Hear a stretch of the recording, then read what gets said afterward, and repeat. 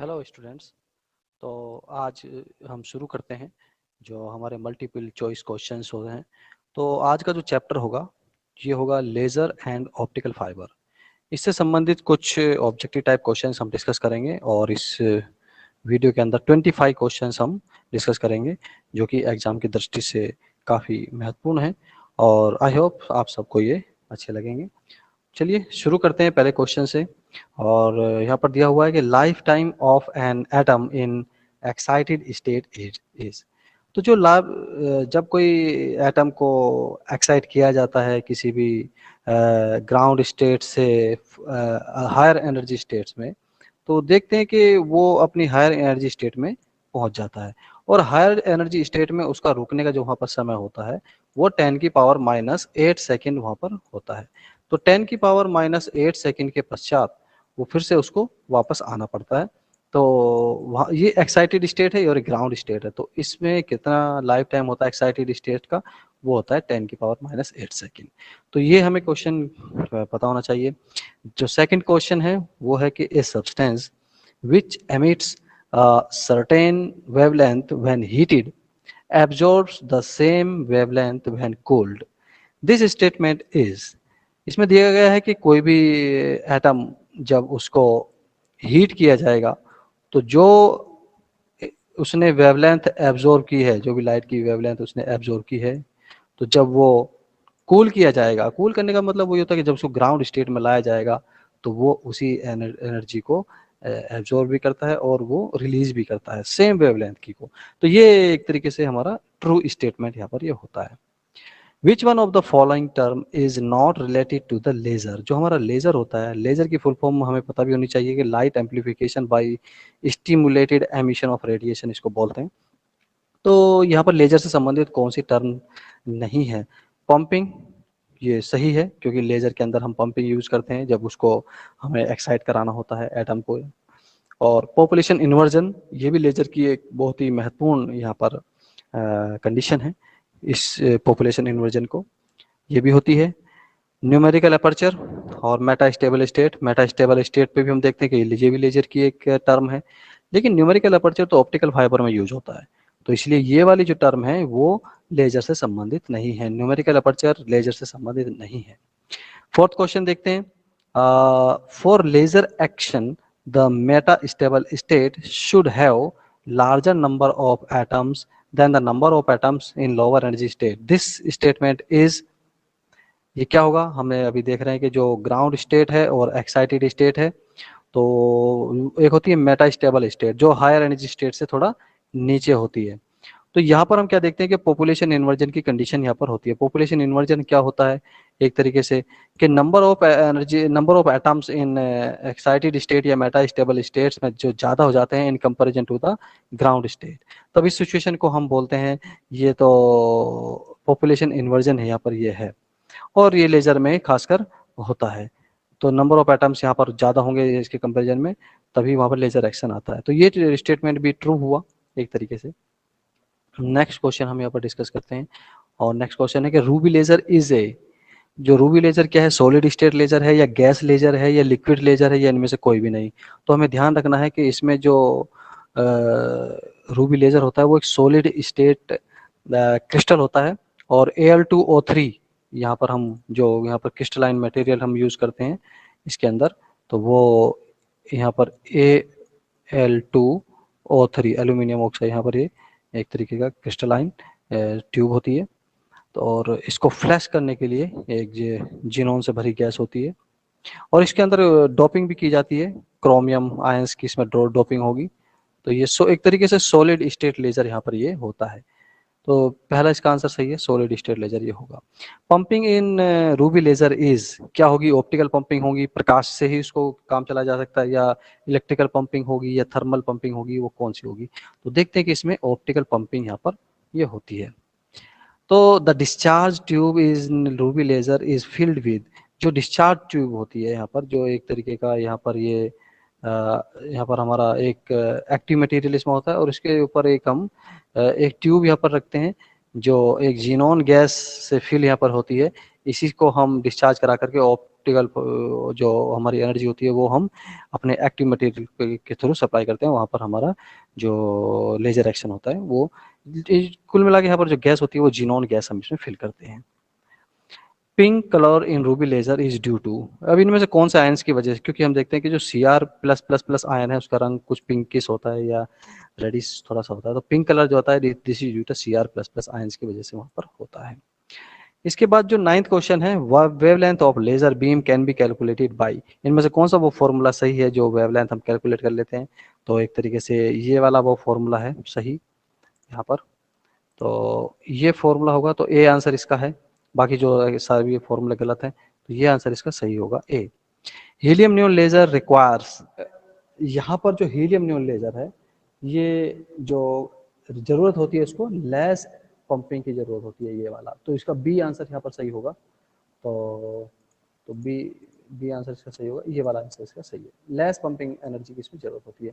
Pumping in helium neon laser is electrical pumping कहलाती है, वो ऑप्टिकल पंपिंग कहलाती है या थर्मल पंपिंग कहलाती है, तो हीलियम नियॉन लेजर के अंदर वो इलेक्ट्रिकल पंपिंग कहलाती है। Laser beam is not monochromatic light.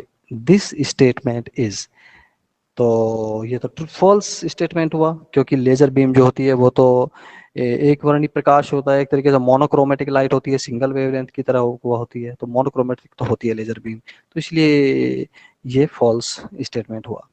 13 question देख लेते हैं, विच one of the following is not the application of, तो यहाँ पर लेजर, यानी कि इनमें से कौन सी एप्लीकेशन लेजर में के लिए नहीं है, तो laser beam is used in medical science, ये सही है। Laser gun is is the new weapon for arm force, ये भी सही है। Long distance measurement are achieved by laser beam, ये बिल्कुल सही करेक्ट है। Laser beam is used in X ray machine, ये गलत है, तो ये आंसर इसका जो होगा ये वाला एक तरीके से यहाँ पर ये गलत है, तो ये आंसर इसका यहाँ पर गलत है, तो ये हम सेलेक्ट करेंगे इसमें। इसके बाद in optical fibre the signal can travel with the speed of, क्योंकि हम जानते हैं कि ऑप्टिकल फाइबर के अंदर जो सिग्नल ट्रेवल करता है वो लाइट की फॉर्म में करता है, और लाइट की जो स्पीड होती है वो स्पीड ऑफ लाइट हम कहेंगे, या ठीक है वो हम लाइट यहाँ पर लिखेंगे, और इसकी जो वैल्यू होती है वो 3 × 10⁸ मीटर पर सेकेंड वहाँ पर होती है, तो ये वाला हम इसमें यूज करेंगे, तो स्पीड ऑफ लाइट से वो चलेगा, ये होगा। 15 question, the repulsion between critical angle and refractive index is, तो यहाँ पर क्रिटिकल एंगल और रिफ्रैक्टिव इंडेक्स के अंदर जो रिलेशन होता है वो ये वाला आंसर इसमें सही है, साइन आई सी अपॉन 1/μ, या इसको हम यहाँ से μ2/μ1 भी लिख सकते हैं, क्योंकि एक मीडियम से दूसरे मीडियम में जब जाता है तो ये भी इसका सही है, तो सी पार्ट इसका सही होगा। 16 क्वेश्चन हम देख लेते हैं, optical fibre is based upon the phenomena of, जो ऑप्टिकल फाइबर है वो किस प्रिंसिपल पर बेस्ड होता है, वो कौन सा फिनोमिना उसके अंदर होता है, क्या डिफ्रैक्शन होता है, क्या इंटरफेरेंस होता है, क्या यहाँ पर ये टोटल इंटरनल रिफ्लेक्शन होगा, तो हम यहाँ पर देखते हैं कि जो इसमें सही आंसर है वो एक तरीके से ये वाला है कि टोटल इंटरनल रिफ्लेक्शन इसके अंदर आता है, ये वाला इस प्रिंसिपल पे ये बेस्ड होता है, एक तरीके फिनोमेना ये होता है। Inner part of the optical fibre is called, जो ऑप्टिकल फाइबर का सबसे इनर पार्ट होता है उसको क्या कहते हैं, पता होना चाहिए, कोर उसको कहा जाता है। क्लेडिंग उसके ऊपर होता है, बफर फिर उसके भी ऊपर होता है, सबसे जो इनर पार्ट होता है वो कोर होता है। Refractive indices of core and cladding are μ1 and μ2 then we have, तो देखा जाता है कि जो रिफ्रैक्टिव इंडेक्स होता है वो कोर का, क्योंकि अगर हम ऑप्टिकल फाइबर की बात करें तो कुछ हम इस तरह से यहाँ पर ऑप्टिकल फाइबर ये हमारा है ये, और इसके ऊपर फिर एक तरीके से ये यहाँ पर क्लेडिंग होगी, फिर उसके ऊपर भी एक यहाँ पर ये जैकेट यहाँ पर होगी ये, तो ये जो इनर पार्ट है ये कोर कहलाता है, इसको कोर हम बोलते हैं, और इसका जो रिफ्रैक्टिव इंडेक्स होता है उसको क्लेडिंग हम बोलते हैं, तो यहाँ पर रिफ्रैक्टिव इंडेक्स और ये तो जो अंदर वाला पार्ट होता है उसका रिफ्रैक्टिव इंडेक्स ज्यादा होता है, तो ए आंसर इसका सही है, μ1 इज ग्रेटर देन μ2, यानी कि कोर का जो रिफ्रैक्टिव इंडेक्स है वो क्लेडिंग से ज्यादा होता है। The diameter of core in optical fibre is of the order of, जो डायमीटर होता है कोर का, तो यहाँ पर जो डायमीटर है इसका वो डायमीटर यहाँ पर किस ऑर्डर का होता है, तो देखते हैं कि ए आंसर इसका ये है 10 माइक्रोमीटर से 100 माइक्रोमीटर तक ये हो सकता है। इसके बाद हम देखते हैं कि जो हमारा नेक्स्ट क्वेश्चन 20 है, which one of the following is not true for optical fibre. Optical fibre के लिए कौन सा ट्रू नहीं है? ये क्रिटिकल एंगल के लिए ये सही है, और ये numerical aperture is equal to I is equal to acceptance angle होता है साइन आई ए, ये भी ठीक है। और numerical aperture this is equal to, और हम देख रहे हैं कि ये फॉर्मूला यहाँ पर माइनस होना चाहिए, तो ये फॉर्मूला यहाँ पर एक तरीके से, तो ये वाला जो फॉर्मूला यहाँ पर ये है ये तो ये एक तरीके से यहाँ पर इसका जो सी पार्ट है ये यहाँ पर एक तरीके से ट्रू नहीं है, तो हमें ये इसमें सेलेक्ट करना था कि जो ट्रू ना हो। The size of the nano particle is of the order of, nano का मतलब जब हम सुनते हैं तो 10⁻⁹ जो होता है ये वाला, वो नैनो की कैटेगरी में आता है। तो ये वाला इसमें आंसर होगा, जो साइज होगा 10⁻⁹ मीटर के ऑर्डर को हम नैनो पार्टिकल का साइज मानते हैं। विच one of the following is not the application of optical fibre. Optical fibre को हम देखते हैं कि कहाँ कहाँ पर कौन सी इसमें एप्लीकेशन ऑप्टिकल फाइबर की नहीं है। मेडिकल में भी ऑप्टिकल फाइबर यूज हो रहा है आजकल, अंदर का इनर पार्ट को सर्च करके ऑपरेशन करने के लिए भी वहाँ पर किया जाता है। इंफॉर्मेशन टेक्नोलॉजी में तो इसका बहुत ज़्यादा वाइडली यूज हम इसको करते हैं। सिग्नल कन्वर्जन में भी इसका हम बहुत ज़्यादा यूज होता है। इन एम्पलीफिकेशन नहीं ये नहीं है। एम्पलीफिकेशन में तो हम एक तरीके से ट्रांजिस्टर यूज करते हैं। तो यहाँ पर इसका जो सही आंसर होगा वो डी आंसर हम देंगे, ये ऑप्टिकल फाइबर की एप्लीकेशन में नहीं आता है। There is no sharp distinction between core and cladding in. देखते हैं कि जो हमारे ऑप्टिकल फाइबर्स होते हैं वो 3 टाइप के हम मुख्य रूप से पढ़ते हैं, step index fibre, gradient index fibre, single mode fibre.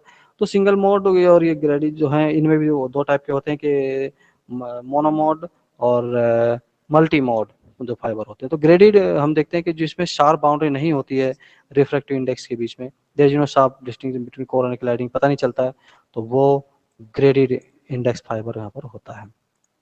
इसके बाद जो 24 क्वेश्चन है, critical angle of a transparent medium with respect to air is, ये है। तो क्रिटिकल एंगल यहाँ पर दिया हुआ है और वो कितना है यहाँ पर 45 डिग्री है। Then the refractive index of the medium is, तो हमारे पास अभी एक फॉर्मूला पीछे हमने देखा भी था कि sine i c is equal to 1/म्यू। तो यहाँ से हम इसमें रखेंगे और हमें म्यू यहाँ पर फाइंड करना है।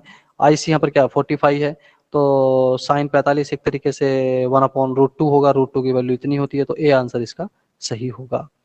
विच of the following is not the property of laser beam, इनमें से कौन सी प्रॉपर्टी लेजर बीम की नहीं है? इट कंसिस्ट सिंगल वेवलेंथ, ये सही है, ये प्रॉपर्टी लेजर की है। इट इज इनकोहेरेंट, ये गलत है। इंटेंसिटी इज वेरी हाई, ये भी सही है।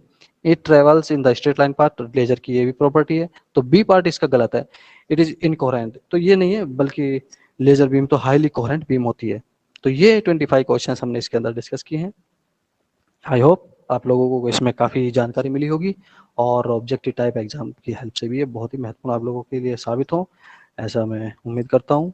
तो आज इतने रखेंगे, अगली वीडियो के अंदर हम कुछ और न्यूमेरिकल क्वेश्चन डिस्कस करेंगे। थैंक यू, जय हिंद।